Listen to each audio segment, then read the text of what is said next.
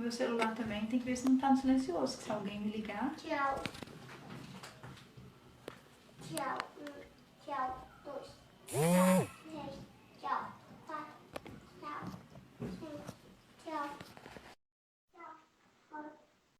Tchau. 9. Tchau. 10. Já estamos ao vivo. Amigos, meu nome é João Gualberto. Eu sou integrante do Verbos Diversos, do Flor de Luz, sou evangelizador. E hoje estamos aqui com Uriel Santos. Está me ouvindo bem aí, Uriel? Estou te ouvindo perfeitamente. Boa noite, João. Tudo bom? Você me escuta bem? Boa noite. Te escuto bem, sim. Agora meu rostinho está melhor aqui. Vocês que estão nos acompanhando, muito obrigado. Hoje nem Felipe nem Michele puderam estar conosco devido a motivos variados. E aí eu estou aqui quebrando o galho como mediador aqui com o Uriel no Espiritismo em Casa, um projeto que é muito exitoso, muito feliz, que já está aí no seu quase 40º dia, começou no dia 21 de março, hoje já são 26 de abril, né? Então, assim, 35 dias, 36 dias, está levando um pouquinho de luz e um pouquinho de mensagem de esperança, de bom ânimo para esses dias especiais na nossa jornada evolutiva. E o Uriel está aqui hoje com a gente para falar um pouco sobre saúde mental nesses dias turbulentos, nesses dias tão especiais. E eu queria começar esse papo, Uriel, para você se apresentar um pouco para a gente e também para falar um pouco desse projeto Espiritismo 24 Horas. Prazer falar com você, amigo. Meu amigo, o prazer é todo nosso. Antes de tudo, gostaria de dar boa noite aos amigos que estão aqui, que começam a chegar para nos acompanhar. Gostaria de parabenizar a todos os idealizadores, os condutores do projeto Espiritismo em Casa, este sucesso de renovação espiritual que nós tanto precisamos em dias como esse. Meu nome é Uriel Santos, muito prazer.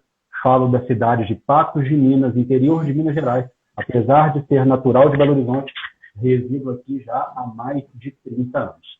Bom, o projeto Espiritismo 24 Horas, ele surge com a proposta de divulgar, de espalhar o amor. Acima de tudo, de demonstrar a todos os irmãos e irmãs que estão conosco nessa jornada, a todos os semeadores que participam dessa ideia, que nós não estamos sozinhos neste mundo. Meu amigo, eu acredito que uma grande falácia que tentaram incutir em nossos espíritos é que nós somos essencialmente egoísmo, essencialmente orgulho. A nossa essência é amor. Nós somos filhos de um mesmo Pai, herdeiros do seu amor. E precisamos nos reconhecer como irmãos. E é isso que nós buscamos no projeto Espiritismo 24 Horas. Espalhar essa ideia de amor. Muito bom. E outra ideia também bastante falaciosa é dessa distância que existe entre nós encarnados e os desencarnados benfeitores. É aquela coisa que a gente aprende na doutrina, que os arcanjos são capazes de chegar a qualquer terreno lodacento, em qualquer situação complicada, qualquer acesso difícil, e essa distância que nós achamos que há entre nós e eles é meramente do ponto de vista de conquista, de merecimento, mas do ponto de vista de acesso físico, eles estão aqui bem mais perto de nós do que a gente consegue perceber. Exatamente, meu irmão. E basta, eu gosto sempre de dizer, basta que a gente sintonize. Eles estão ao nosso redor, estão entronizando conosco. Às vezes nós precisamos atingir uma faixa vibratória que ainda não estamos muito acostumados. Mas com muito trabalho, com muita luta, deixando que a vontade no bem impere, nós vamos percebendo toda essa emanação positiva e de luz que você muito bem colocou nas suas palavras. Estamos todos unidos. Estamos todos unidos.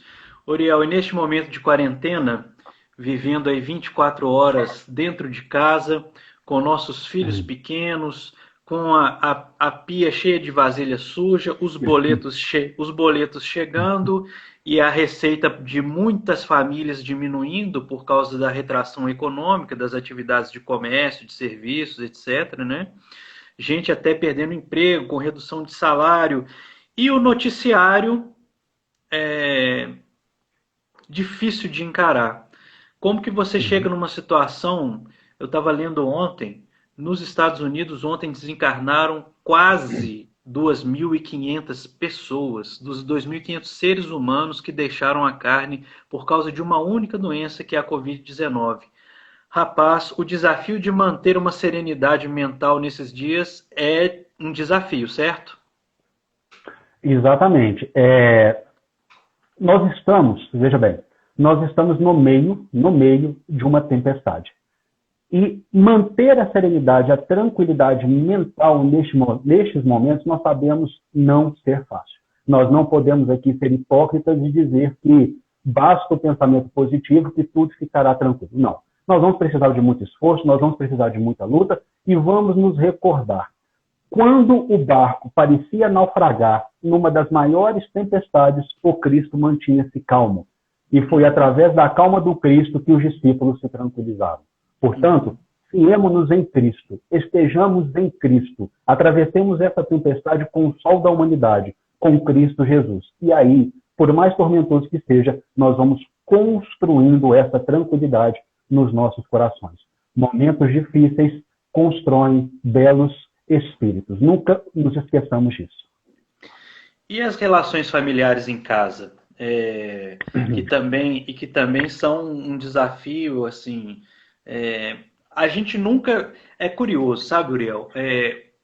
Muitas vezes nós convivemos mais horas do dia com o nosso colega de trabalho do que com a nossa esposa, o nosso cônjuge, o nosso filho. E agora, a grande oportunidade da convivência em família, eu não chamo confinamento, mas em recolhimento. E aí? E manter a serenidade da microcoletividade que é a família, a sanidade mental desse agrupamento. Olha que maravilha, já vamos começar a trazer alguns conceitos de Emmanuel, o benfeitor que vai nortear a nossa noite de hoje.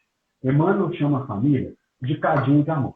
Cadinho é luta, cadinho não é uma coisa fácil, mas é um cadinho que constrói amor. No primeiro capítulo da obra Vida e Sexo, e por favor, se eu me alongar aqui, levante a mão e fale, e eu pare de falar. Eu sou mineiro, peguei o pão de queijo, aí, meu amigo, eu não consigo parar. Manda ver aí. No primeiro capítulo da obra Vida e Sexo, Emmanuel afirma para nós que a família, excetuando-se a humanidade inteira, é a estrutura mais importante que nós temos. E você tocou num ponto fundamental. É quando, talvez, em grande maioria, nós estivéssemos afastados dessas relações que são as nossas lutas redentoras primaciais em amor. Ficou ruim o meu som? É porque o meu microfone, meus amigos, quando a live ela partilha, ele fica um pouco baixo. Aumentem o som, por favor. Mas eu estou te ouvindo bem, tá? Estou te ouvindo bem. Ok. E aí vamos nos lembrar também, só trazendo um conceito de Emmanuel na obra Pensamento e Vida, onde ele nos fala. A família consanguínea para o homem pode ser apreciada como o centro essencial dos seus reflexos. Reflexos agradáveis ou desagradáveis que o passado lhes levou. Veja bem, você traz essa questão da convivência. Uhum. Eu estava me lembrando, deixa eu tentar modificar o áudio aqui, só um minuto, que as pessoas estão reclamando bastante. Sim, por favor.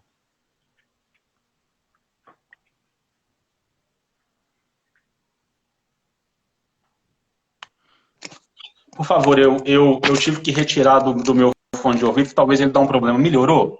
Melhorou. Para mim, melhorou. Ótimo. Então, se houver uma microfonia, por favor, me perdoem, mas é porque o microfone de lapela está com problema. Tá bom, meus amigos? Tá bom. Eu me lembro que antes da quarentena, minha esposa trabalhava 8 horas por dia, eu 6 horas por dia, e nós nos víamos à noite. Uhum. Com esse movimento de reencontro, estamos durante todo o dia juntos. E, meu amigo, como eu amo a minha esposa. Não temos filhos, mas como eu sou apaixonado naquela que eu já tenho 18 anos de convivência. Então, esse redescobrimento com todos os membros de dentro da nossa casa é muito importante. O quanto talvez nós estávamos precisando disso e não tínhamos aqueles momentos de sossegar um pouco. Sim. Sossegar um pouco.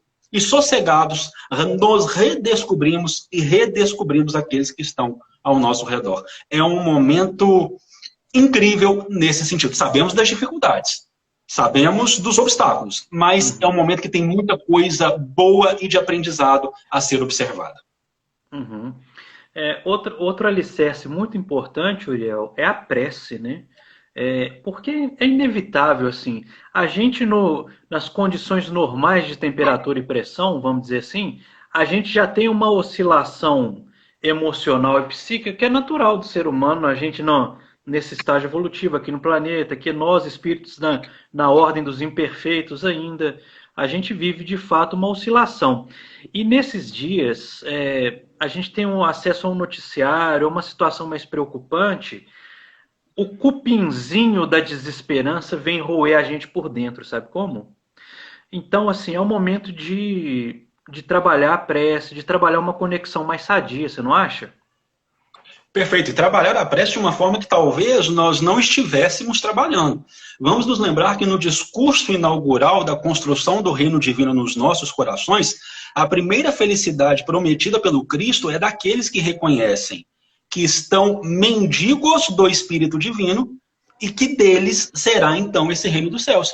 A percepção de que nós, enquanto personalidade egoísticas, nós não nos bastamos. Nós pertencemos a algo muito maior. Vamos aqui no capítulo 3 da obra Pensamento e Vida, Cooperação. Da glória divina, às balizas subatômicas, o universo pode ser apreciado como um conjunto de vidas que se integra na grande vida. Talvez também é algo que precisávamos relembrar. Sim. Nossa conexão com Deus. Não apenas com reclamações, não apenas com petitórios, mas louvando, agradecendo e também solicitando um aprendizado que todos nós necessitamos de realizar. Sim, e a preservação óbvia neste momento a nossa alimentação da alma, né? Porque nossos centros espíritas estão todos de portas fechadas. E, entretanto, as lives estão aí pululando, né? Todo dia. Rapaz, outro dia eu fui olhar esse horário de 8h30, né? Que tem a live de música aqui do Espiritismo em Casa. Tinha 8 lives simultâneas só sobre espiritismo. Uma da FEB, uma da Mansão do Caminho, outra de não sei aonde, outra de um palestrante fulano, beltrano. Enfim, a oferta está aí, né? E mantermos o acesso a esse tipo de informação e, ao mesmo tempo, manter a regularidade, a periodicidade do nosso culto no lar, né? Não é verdade? Exatamente. Redescobrindo, primeiramente, vamos esmiuçar o que você nos trouxe. Primeiro, redescobrindo que o maior templo do Pai é o nosso coração. O maior templo do Pai é o nosso coração. As nossas casas espíritas estão fechadas, então nós estamos redescobrindo a grandeza dos templos que existem dentro de nós. E o segundo momento, o quanto de projetos de amor surgiram. De pessoas que perceberam a oportunidade e a necessidade do trabalho e, sem esperar, trabalharam. E é aí que nós percebemos o quanto o nosso mundo está melhorando. Onde não podemos ficar desanimados, desalentados, desesperados. Onde temos que observar que a luz, ela já pulula ao nosso redor. E o terceiro ponto fundamental, meu amigo, que você nos trouxe. No meio da tempestade, já nos acostumamos com a situação ao nosso redor. Já sabemos o que temos que fazer enquanto estamos passando por ela. E depois?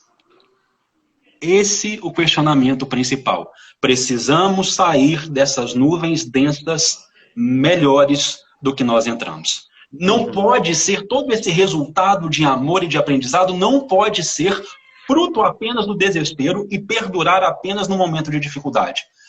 Lembra da história? Minha mãe, ela sempre me corrige. Minha mãe está assistindo? Beijo, mãe, te amo. Ela sempre me corrige.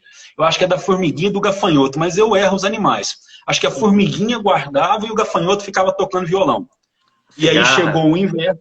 Cigarra, obrigado. Minha mãe sempre me corrige. E aí um ficava guardando, um ficava trabalhando. Nós precisamos começar a reservar boas energias no período ensolarado.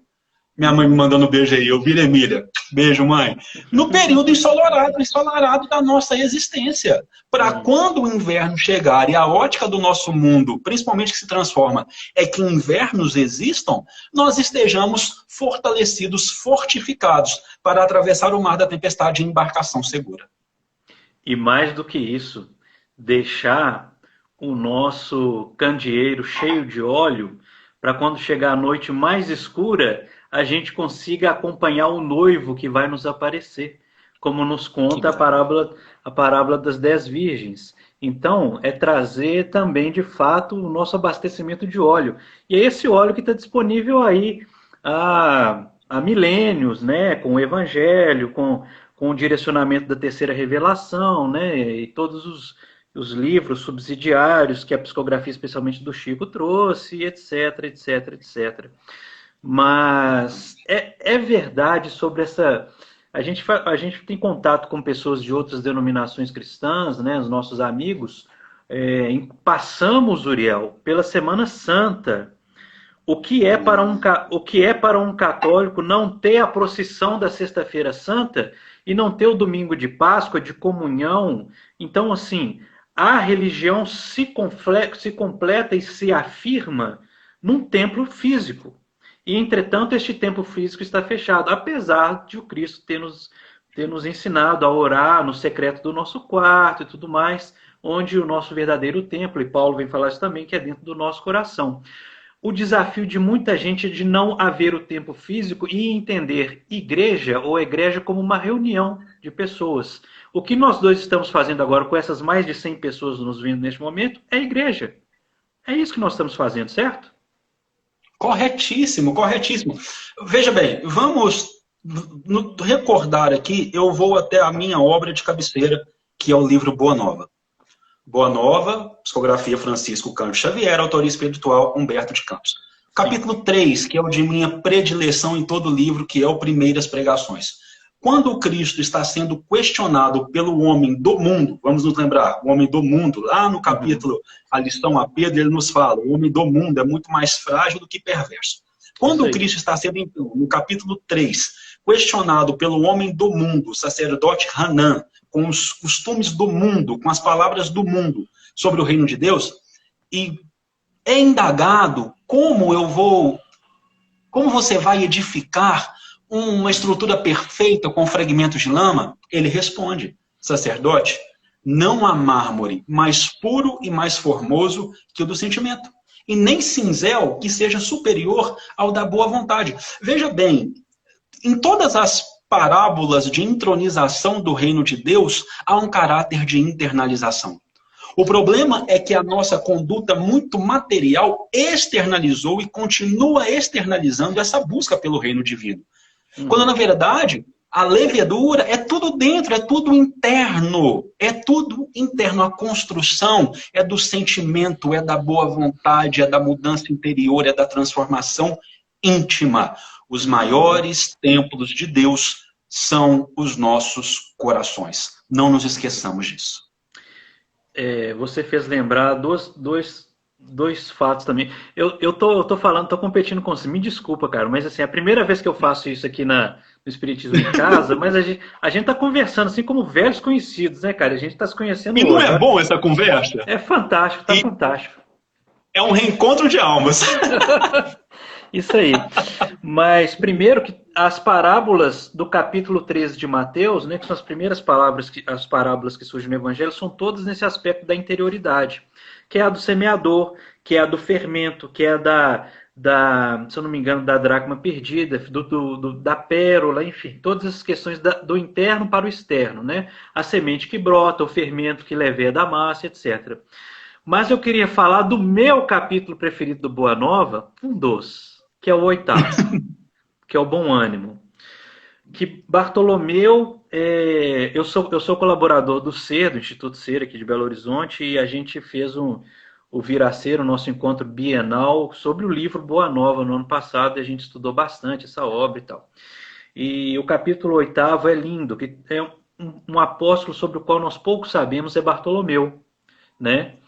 E a situação de Bartolomeu era assim, sabe aquele ditado, se eu contar a minha história para o carroceiro, até o cavalo chora? Enfim, era assim. Demais, no interior de Minas a gente adora esse ditado. Então, pois é. Rapaz, ele tinha meio que sido abandonado pela família, o pai e os irmãos. Ele estava sendo prejudicado, segundo ele, pelos compradores dos peixes que ele pescava, e a mãe dele tinha desencarnado recentemente, e questionava Jesus sobre como manter o bom ânimo num cenário daquele. E a lição do mestre é das mais bonitas, lembrando sobre que ninguém é órfão na terra, que todos nós somos filhos do mesmo pai, que esse momento de aferição e de aflição é passageiro, e que por isso que o verdadeiro discípulo do Evangelho é aquele que tem que levar sempre as bandeiras da paz e da alegria a qualquer um com que ele se defronte. Exatamente. Por favor, termine de falar. Não, é isso aí, por favor. Eu queria que você comentasse. Eu quero trazer, você nos traz a questão do bom ânimo. E aí eu quero trazer duas lições. Continuando nessa lição do ânimo, quando o Cristo está ali trazendo o exemplo para Joana de Cusa, consorte de Cusa, quando ela vai em primeiro lugar trazer ali algumas, não vou usar a palavra reclamações, acho um pouco forte, quando ela vai trazer ali, alguns desafios, algumas dificuldades no seio da família, ele fala, olha, primeiro de tudo, nós precisamos guardar fidelidade a Deus. E aí o termo, a expressão fidelidade a Deus é uma expressão que nós temos que levar em consideração e observá-la com cuidado. Ter fidelidade a Deus não é ter fidelidade em palavras escritas nos livros doutrinários ou na própria Bíblia.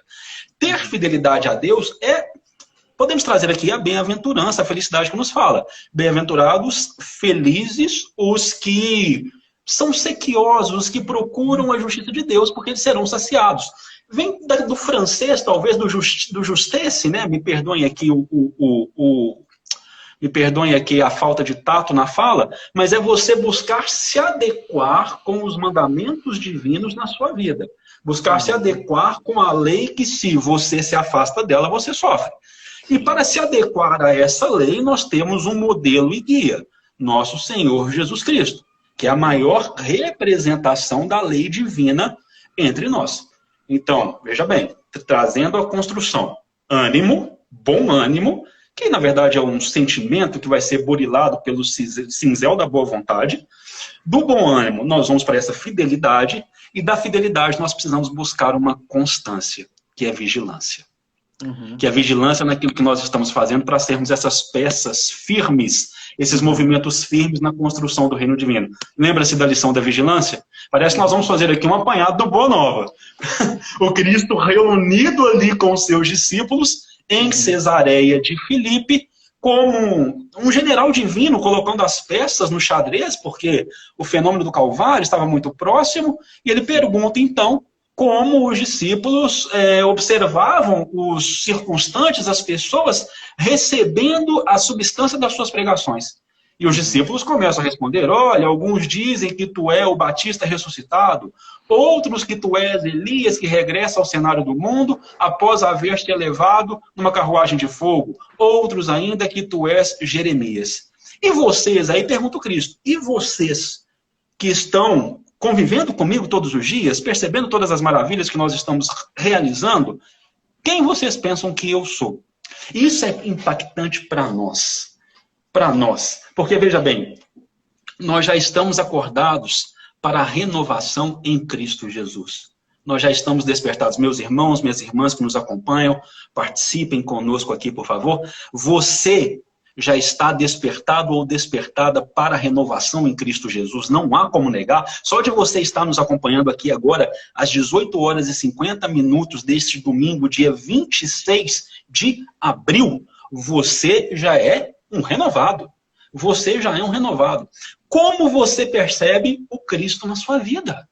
Veja bem, como você percebe o Cristo na sua vida? E aí, Simão Pedro responde, Tu és o Cristo, Salvador, Filho de Deus, que é um movimento de encontro que nós precisamos realizar. O mesmo movimento, por exemplo, que Marta tem ao encontrar com Cristo nas cercanias de Betânia, quando ele vai socorrer a Lázaro. Ela tem esse movimento também, esse movimento onde nós ascendemos e encontramos ao Cristo, não só ficamos aguardando que ele venha até nós, numa explicação magnífica, por exemplo, que nos dá a mensagem de número 27 do livro Fonte Viva, salvo o melhor juízo. Nós aguardamos o Cristo, mas o Cristo também espera por nós. Não queira entender de um mundo reformado sem almas reformadas. Então, quando nós nos reformamos e fazemos esse movimento de ir ao Cristo, nós precisamos estar vigilantes. Porque bem pouco tempo depois, e você vai se lembrar, meu amigo, bem pouco tempo depois de Simão Pedro ter esse movimento ascensional, o Cristo explicando todas as dores que estavam próximas, ele fala, mas não é possível. O Pai é injusto, o Senhor é tão bom e vai passar por isso tudo, o que vai ser de nós? E aí o Cristo precisa corrigi-lo. Afasta de mim, adversário. Afasta de mim, adversário. Não me tente. E aí depois ele assevera no final do capítulo para o Simão, olha, você tem que ser vigilante. Então nós precisamos, com esse ânimo, com essa construção de fidelidade, já renovados em Cristo que somos, nós precisamos estar vigilantes, para que nenhuma dor nos faça afastar, para que nenhuma dor nos faça questionar, para que não percamos esse balizamento que já escolhemos como senda iluminada da nossa existência. É isso aí. Belas palavras, amigo. E nós no mundo somos mais frágeis do que perversos. Essa é a lição deste capítulo, né? A lição da vigilância. Porque a matéria é isso, né? Os sentidos, né? As nossas anteparos diante do mundo, diante da realidade, eles são essa viseira que a matéria nos causa, né? Elas nos proporcionam e que, de fato, nos levam aos prazeres, aos desejos e a falsa noção do que seja a alegria e o regozijo de fato. Mas eu queria trazer uma outra visão sobre fidelidade. Quando a gente traz isso para o campo técnico de fidelidade, é algo como se fosse uma cópia perfeita. Se nós somos imagem e semelhança de Deus e a nossa tecla SAP para Deus é Jesus, vamos dizer assim, Jesus é o intérprete de Deus e de sua lei para nós, nós também devemos ser a imagem e semelhança de nosso irmão mais velho e mais experiente, que é o nosso governador espiritual do planeta. Então, no tempo, ou seja, na nossa trajetória evolutiva e no espaço, seja aqui, seja em outro país, seja na minha casa espírita, seja no supermercado, seja no meu trabalho, sermos fiéis a Deus é sermos fiéis à sua imagem e a seu intérprete maior, que é o Cristo. Concorda, amigo? Nossa Senhora, se eu discordar disso aqui, nós podemos encerrar a live, eu posso ir embora e nunca mais... Tanto concordo, mas acredito. Veja bem, tem uma passagem maravilhosa, é no primeiro capítulo do Pensamento e Vida, onde Emmanuel nos fala que a mente é o espelho da vida em toda parte. E que nós respiramos no mundo das imagens que nós projetamos. Então, por elas, nós podemos estar estacionados naquilo que provisoriamente nos escraviza, ou nós podemos obedecer o influxo daquelas forças, daquelas vontades que nos renovam. E que, logicamente, estejamos obedecendo ao influxo das vontades que nos renovam. E sim, o Cristo é o que nós precisamos emular. Só que eu percebo muito, meu irmão, e eu não sei se você vai concordar comigo, que nós fazemos a pergunta correta, porém nós damos a resposta errada. E eu gostaria aqui também que os irmãos que nos acompanham, por favor, eu não tenho melindre nenhum, se discordarem de mim, fiquem à vontade. Em determinadas situações de nossa vida, nós questionamos como o Cristo agiria. E aí nós damos a resposta errada. Ok, ele agiria assim, então eu preciso agir assim. Do jeito que ele agiu, eu vou agir. E quando não agimos da forma que o Cristo agiu, nós desanimamos. Porque, meu Deus, onde é que eu estou?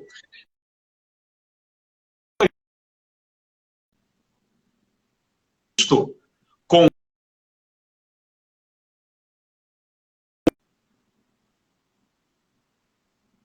dentro da minha potencialidade, como eu posso agir.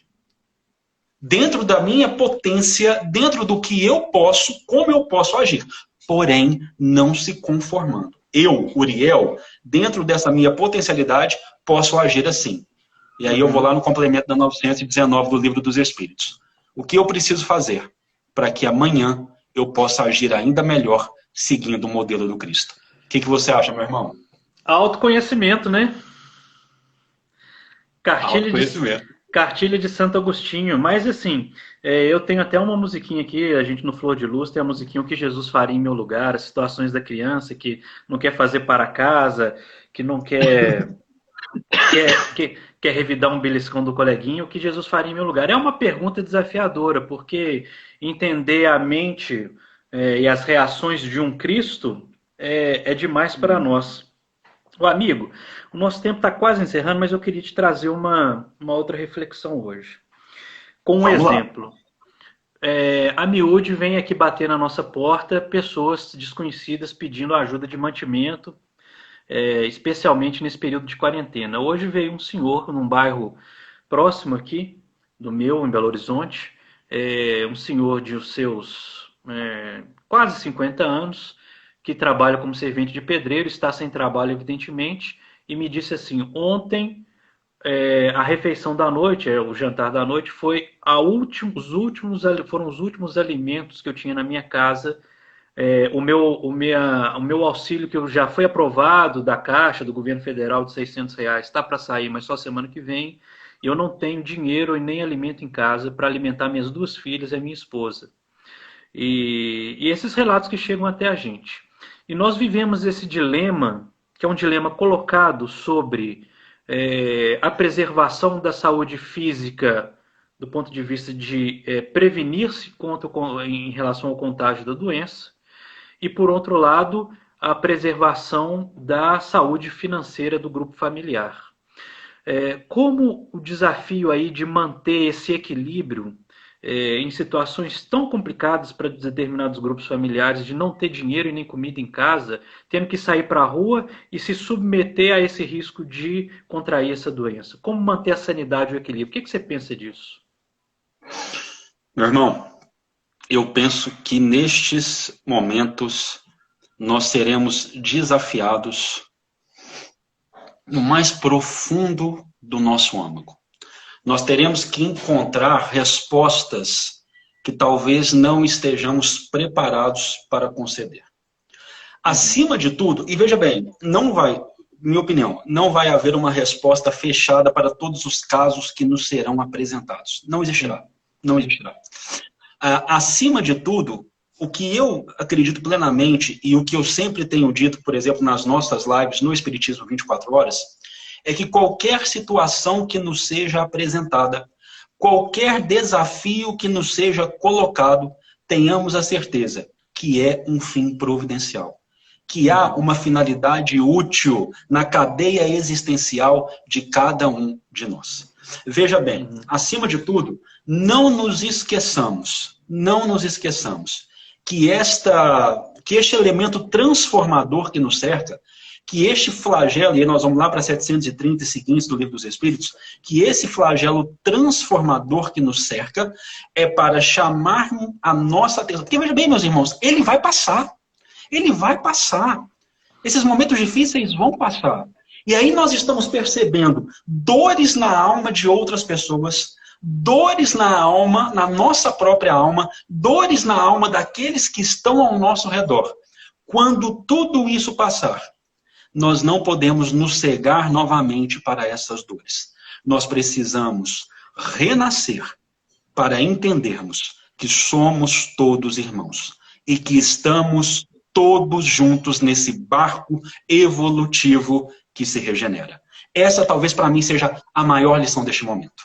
Sim. E o o imperativo da caridade, que pode se traduzir em ajudar o irmão mais próximo a carregar o próprio fardo.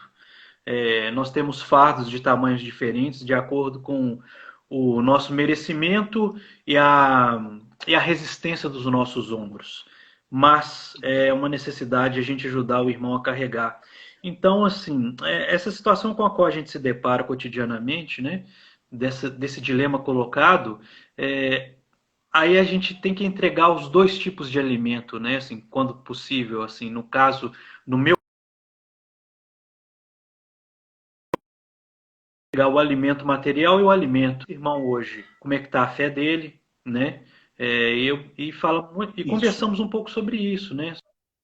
Sobre a certeza da impermanência desse quadro, né? De que vai passar, de que é um fortalecimento, que é como uma prova da escola, que é esse momento que a gente está respondendo nossas perguntas, e aí o lance da fidelidade, mais uma vez, bate a porta. A confiança de que estamos nas mãos de alguém que provavelmente mais do que nós mesmos nos ama. Irmão, só um detalhe aqui. Veja bem, isolamento não quer dizer recrudescimento do egoísmo. Isolamento não quer dizer ficar completamente sozinho no pico de montanhas viciadas que criamos para nós. Uhum. Este isolamento, veja que complexidade. Este isolamento é para nos ensinar que nós somos unidos. Vocês já pararam para pensar nisso? Este isolamento é para nos ensinar que verdadeiramente nós não estamos sozinhos. Cada um de nós tem uma forma de cooperar, cada um de nós tem uma forma de ajudar, cada um de nós tem uma forma de trabalhar neste quadro que nos é apresentado. Vamos parar de reclamar, vamos parar de nos vitimizar. Vamos descobrir onde e quando e como podemos agir. O mundo nos convida à ação, em uma ação em amor. Não nos esqueçamos disso. E já disseram por aí uma vez que esse vírus tem endereço certo, assim. É o mensageiro de Deus que tem endereço certo. Mas que devemos fazer a nossa parte de evitar de cruzar com ele pela rua. Ou seja, fazer a nossa parte. Então, não quer dizer também, né, Uriel, que a gente deva sair por aí se expondo a risco desnecessários. De forma alguma. Né? Não estamos falando disso, para deixar claro, né? Ficarmos em casa e viver essa contradição que é muito interessante mesmo, de a carência do afeto físico e vivendo paralelamente a isso a necessidade de expressarmos afeto de outras maneiras que não fisicamente neste momento. Uhum. E esse processo de ajudar as pessoas a carregar o próprio fardo, né? Uriel, nosso tempo está acabando. Eu queria que você... Está acabando. Hein? O papo tá realmente bom. A gente conseguiu aí manter nessa noite de domingo mais de 100 corajosos aí, caridosos, ouvindo a gente.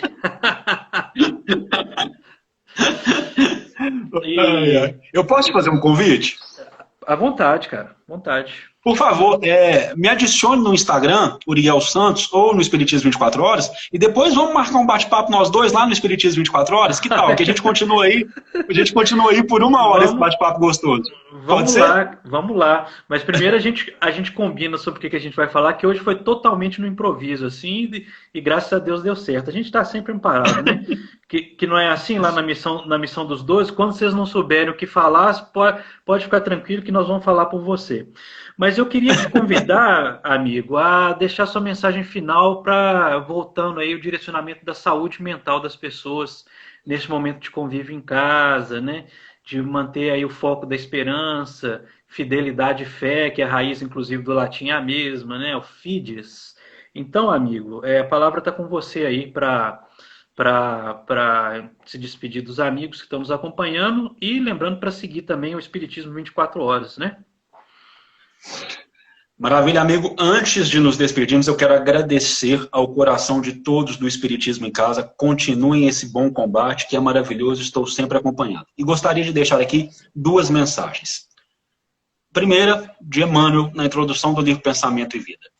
O nosso pensamento cria a vida que procuramos, através do reflexo de nós mesmos. Até que um dia, no curso dos milênios, estejamos perfeitamente entronizados com a sabedoria infinita e com o infinito amor, que são o pensamento e a vida de nosso Pai. Nesses momentos, busquemos o amor divino que habita em nossos corações. Nos lembremos de João. Não se turbe o vosso coração. Credes em Deus? Crede também em mim. Sigamos inspirados pelo Cristo Jesus e nunca nos esqueçamos de que tudo passa. E para encerrar, finalizar, uma frase de Mariano na obra Falando à Terra. Esta eu vou ler, ok? Se permitirmos, o céu realizará maravilhas por nosso intermédio, a começar pelo milagre de nossa renovação para o bem. Constantemente renovemo-nos, entendendo que reconhece-se o verdadeiro espírita pelo esforço diário que ele faz em domar as suas más inclinações, as suas más tendências. Não porque ele já é perfeito, mas porque ele trabalha todos os dias para se renovar em Cristo Jesus. Beijo no coração de todos. Muito obrigado por essa oportunidade. Beijo, amigo. Uriel, prazer falar com você, te conhecer aí à distância. E vamos continuar o papo aí em outras esferas, então, tá? Valeu, cara. E o Espiritismo em Casa continua hoje com programação musical, né? Às 8 horas, tem um amigo aqui, Ciro Quaresma, de BH, do grupo Feixe de Luz. Quem não conhece o Feixe de Luz, acompanha as redes sociais. Estão para lançar CD aí, recentemente, os meninos muito talentosos aqui de Belo Horizonte. E a Sansara Esteves, do Espírito Santo, do grupo, da equipe Um Som. Eu não conheço esse som e vou conhecer hoje à noite também. Então fica aí, Ciro Quaresma e Sansara Esteves, hoje às 8 e às 8h30. Daqui a pouquinho, daqui a 1 hora já estão no ar. Amigos, boa noite, fiquem com Deus, paz e serenidade sempre. E não deixe o bichinho do bom ânimo roer o coração de vocês, porque ele é capaz de ser como um cupim no carvalho e corroer tudo por dentro. Resistam ao bichinho do desânimo e se ele pintar na sua porta, faça uma prece, toma uma água fluidificada, faça uma leitura edificante que passa. Deus abençoe a todos e até a próxima.